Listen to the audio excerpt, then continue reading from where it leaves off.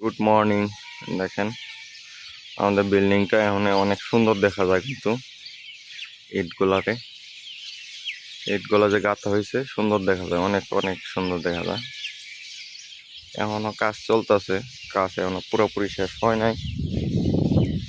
কাজ যদি পুরোপুরি শেষ হয় তাহলে কিন্তু অনেক সুন্দর লাগবে। দেখেন একটু জাস্ট, এই যে এগুলা ভালো ইট গাঁথার পরে আবার বাংলা ইট গাঁথছে। ইটগুলা কিন্তু সুন্দর দেখা যায়, হেভি দেখা যায় ইটগুলা। আর আমার ভিডিওগুলো যদি ভালো লাগে লাইক কমেন্ট শেয়ার করবেন। দেখেন